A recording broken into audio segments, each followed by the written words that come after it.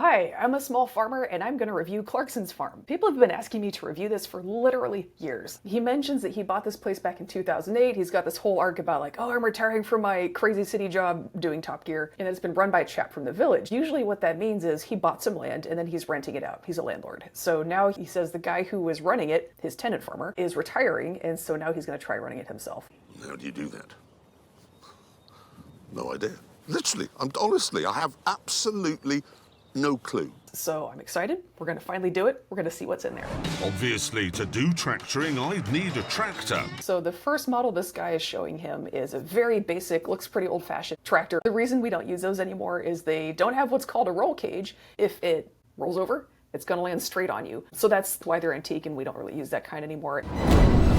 This is a Lamborghini R8. The reason I bring up the roll cage thing, that is actually how my great-grandpa died. He was on a piece of haymaking equipment that the brake stopped working, and so he drove it into a ditch to make sure that it would actually stop and not just drive through the countryside plowing through stuff. But in the process of driving through it into a ditch, it's going to tilt, rolled over and smashed him. So that's just something I tend to notice with farm equipment. Here's someone who does know about farming.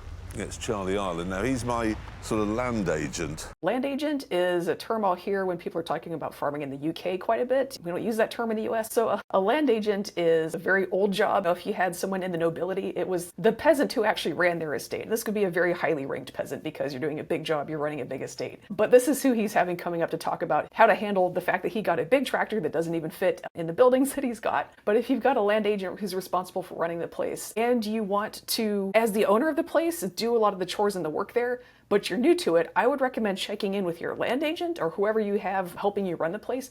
Check in with them before you buy equipment. That can help prevent things like this. So it looks like his land agent is thinking, wow, the guy down at the dealership just sold my boss a really overexpensive piece of equipment that we can't actually use. Imagine yourself in this employee's position. Now, Clarkson's got enough money, I imagine, that he can afford to buy fancy big toys for big boys equipment if he wants to. But imagine being this employee. You're going to spend some time thinking through, how do we solve this problem without making my boss feel like an idiot? Because that's your boss, and if they feel bad about what you told them, then that's your job on the line. So this guy is in quite a position now. Charlie's taking good care of his boss. This is why you want to check in with an experienced helper. If you have one on deck, check in with them before going to an auction. He gave his boss a shopping list and he gave him a price list so he knows not to overspend. So he's looking out for the boss. My favorite part of this conversation, actually, if you look at what these two guys are wearing, Charlie, the land agent, is a guy who has the experience in agriculture. He's been operating, it sounds like, land for quite some time. He's got experience on what kind of equipment you need. So he's the guy with field experience. He's wearing a button-down shirt and a sweater because he's moved up into office work and telling the boss this is what we got to do. Clarkson, he's wearing very salt-of-the-earth wool sweater, barn coat, but he hasn't the foggiest clue what's going on here. So it's a really interesting mix-up of the clothes versus the experience here. And that kind of thing will happen all the time.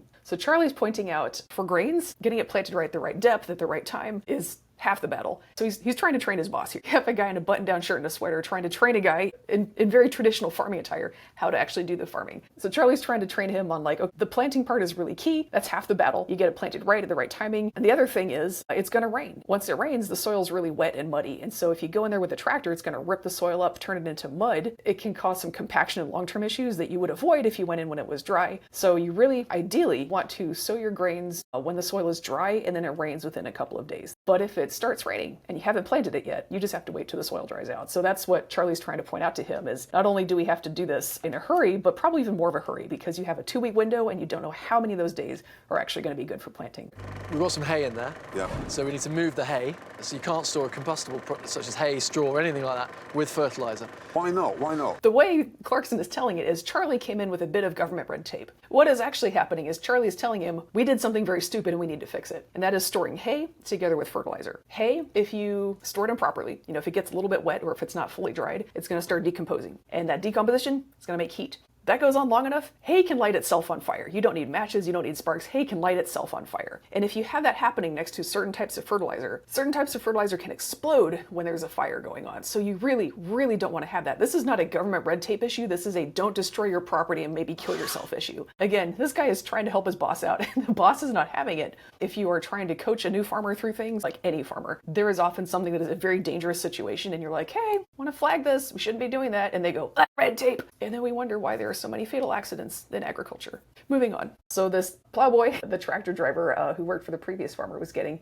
50 to 60 acres done per day. Clarkson just did 10, so experience will help. And the plowboy is not afraid of letting him know how long it should take. The way this Caleb Cooper, the plow guy, is doing it is a pretty common setup for a small farmer, especially younger. You do a lot of like contracting work. Some of it's agricultural, some of it is just digging trenches for construction projects. And he's also got a small farm of his own where it's raising some pigs and chickens, but it's a small operation because he's a young guy, doesn't have a lot of money saved, doesn't own land. So he's spending a lot of his time doing contract work for other people, having a very small farm of his own. That is a very common setup and very often the kind of person that you find available to employ to help you run your farm. Charlie is a more experienced land agent. He's been doing this kind of work for a long time. So the combination of those two is kind of a good experience sandwich to get you going. Clarkson is just amazed that people who know how to operate farms live in this farming area. Wow, what are the odds? When he says drill, by the way, that just means planting. The equipment you use to plant grain is often called a seed drill because it makes a little hole that it puts the seed into, and they call that drilling. When you have fields to prepare for planting and to do the planting, you've got kind of a race against time, and how fast you can work is almost limited by how many hours you can stand to spend in the tractor cab as much as anything else. Not just stand to, but what else do you have to do? Do you have a day job you have to go to? Do you have kids you have to take care of? So that's kind of your big limiting factor. This is why folks like the previous farmer hired folks like Caleb Cooper to make sure there's always someone to do the tractoring when the weather was right for it so they could get in ahead of the deadline. That can be really important if you're managing a lot of acreage, like it sounds like that old tenant farmer may have been doing.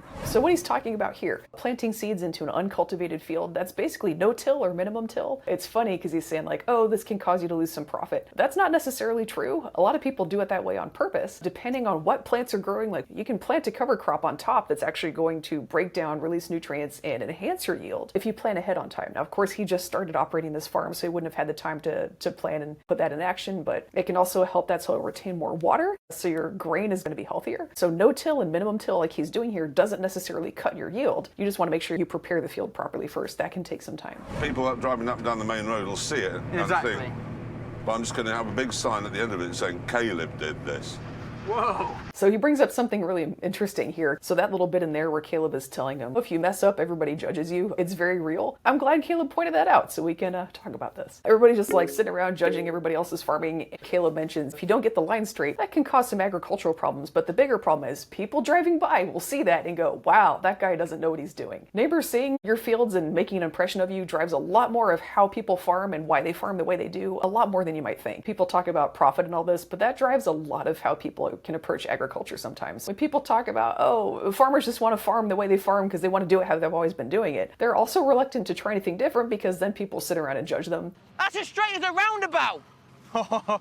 Everyone is going to see this. I would say that if people are going to judge you for trying to do something to improve your financial position, they're not your friends, so who cares what they think? But that's just me. Why isn't it growing? The flea beetle got hold of it. They're talking about checking up on a rapeseed field planted by a previous farmer. So it comes from rapa, like Brassica rapa. That's where the rapeseed comes from. They did find that name was kind of hard to sell, so they gave it a new name, canola. Canola is a type of rapeseed that's bred to have fewer of some like bitter compounds. Clarkson is finding out that flea beetles have just taken out a whole field of rapeseed, 4 hectares, about 10 acres. So Clarkson's like, can't we kill the beetles? And he's getting all irate because the government won't let him use a neonicotinoid. Number one, insecticide is not your first option. That's the thing you do when you've already exhausted all your other options. You also take a lot of steps to prevent it from happening in the first place.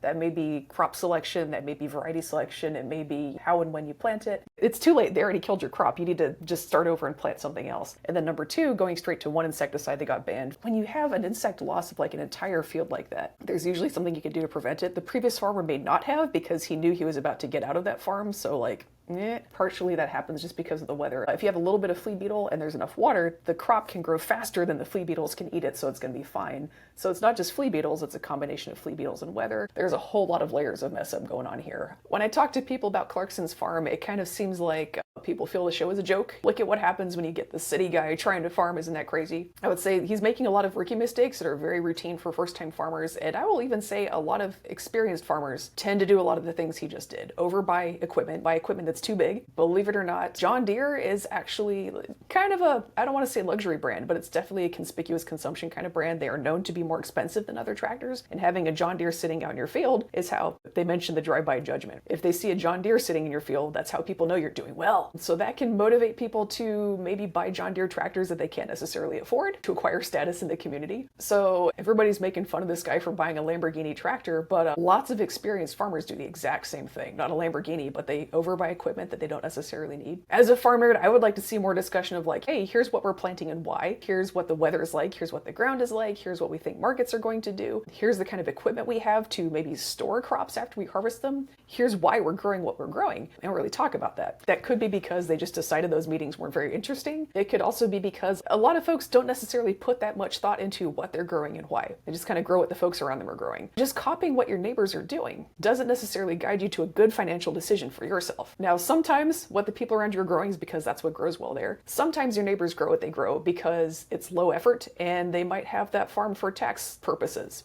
If you copy what your neighbors around you are doing, but everybody around you just has a farm for tax breaks, they're going to grow what is easiest. So they have to do the least amount of work to get a tax break. They might have different financial motives than you do. You literally have no idea. Now, Clarkson is interesting because I'm assuming he has some amount of money from Top Gear in a previous career. He could just throw down a bunch of cash to get a Lamborghini tractor. And so it's wild to watch him freak out automatically about how he's going to lose 3,000 pounds on this crop. Well, do you need the 3,000 pounds? Are we thinking about our financial position? To watch him, you would think that his livelihood was on the line, and I'm quite sure it's not. That's a thing that'll happen quite a bit. You get somebody who's new to agriculture and they instantly start behaving like they think a farmer is supposed to behave. Like, oh, my livelihood. It's really not your livelihood. You're doing this for fun. But instantly, they buy the barn coat, they buy the sweater, and they start freaking out about their livelihood because that's what they heard farmers are supposed to do. And that was kind of the number one thing that I worked with my farm clients on was, what brought you into agriculture? Was it wanting to feel like you're a farmer? Are you getting a big tractor because you just want to drive a tractor around? Or are you trying to do good land management? Because those are different goals. Let's start from finding out exactly what your goals are. If your goal is to feel like a farmer, you're going to do certain things. You're going to walk into an auction, you're going to walk into a dealership and buy oversized equipment so you can drive it around and feel cool. If that's your goal, that's fine. But he goes in there, coughs up all this money for a Lamborghini tractor without a second thought. And then days later, he's panicking over losing $3,000, 4 acres of crop that failed.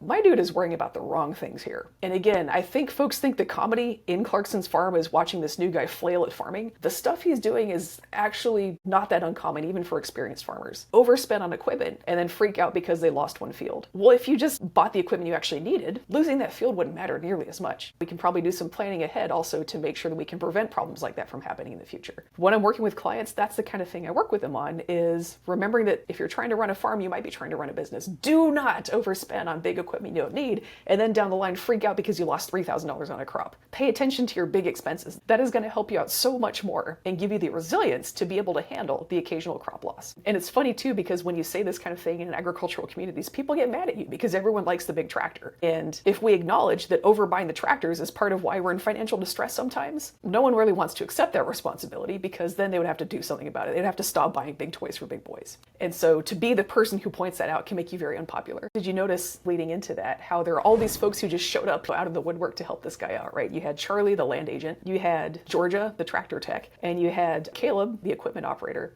So you can kind of see how Clarkson carries himself. He's really coming into this with this attitude of like, I have to do everything myself. I'm the solo lone farmer. I'm the jack of all trades who does everything. And yet he's constantly depending on this network of people who are already there, already experienced. And that is how he's able to do any of this. That is how most rural areas work. I think folks outside of agriculture are really raised to expect that agriculture is a solo pursuit. It's really not. It's a network of people all working together, doing gigs for each other, showing each other how to do things. And Clarkson seems almost surprised to see this existing. He's surprised that there's someone he can ask how to do these things. Well, if there weren't people who already knew what they're doing, how would a rural area even function? It doesn't make any sense if you think about it. But this is a way that people are very much trained to view rural areas. Solo, independent. It's kind of funny because people call that an American cultural trait, but here we have a guy from the UK doing it very, very intensely. It's the journey of Clarkson, right? He's learning how to do all this stuff. He's learning how to run the farm himself. Well, no, he's learning how to tap experience from other people. Okay, that's enough for today.